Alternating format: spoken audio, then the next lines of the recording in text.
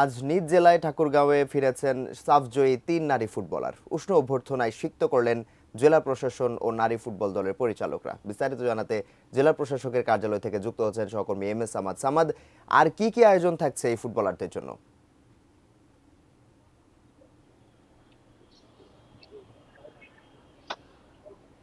সামাদ, নিশ্চয়ই শুনতে পাচ্ছেন।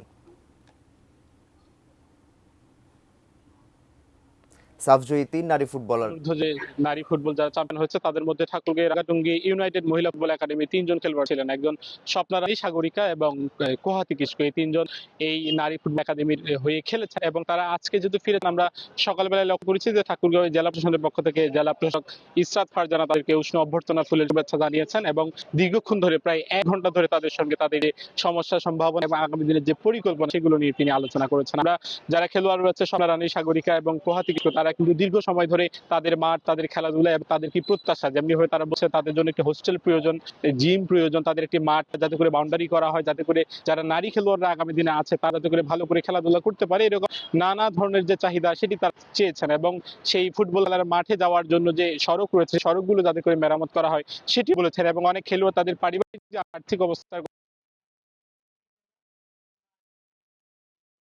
ভাবে ওনাদেরকে আশ্বস্ত করেছেন এবং বলেছেন তাদের খেলাধুলার যে মাঠ রয়েছে সেটি তিনি সংস্করণ করবেন এবং তাদের যে চাহিদাগুলো রয়েছে সেগুলো তারা পালন করবার চেষ্টা করবেন। এবং যারা নারী খেলোয়াড় রয়েছে তারা বলছেন যে আমরা যেভাবে নানা ধরনের প্রতিবন্ধকতার মধ্য দিয়ে জাতীয় দলে খেলবার সুযোগ পেয়েছি, যাতে করে বাকি যারা নারী খেলোয়াড়রা রয়েছে তারা যাতে করে এরকম কোনো ধরনের প্রতিবন্ধকতা ছাড়াই তারা আগামী দিনে ভালো খেলতে পারে এবং এই রাঙ্গাটুঙ্গি মহিলা ইউনাইটেড ফুটবল একাডেমির পক্ষ থেকে যাতে করে আগামী দিনে বাংলাদেশের যে জাতীয় যে নারী ফুটবল দল সেটি নেতৃত্ব দিতে পারে। এবং এ নিয়ে আজকে যেহেতু ওই কথা বলা হচ্ছে, আগামীকালকে জেলা প্রশাসনের পক্ষ থেকে তাদেরকে সংবর্ধনা দেওয়া হবে এবং পরবর্তীতে পর্যায়ক্রমে উপজেলা প্রশাসনের পক্ষ থেকে তাদের যে সংবর্ধনা সেই সংবর্ধনা তাদের দেওয়া হবে।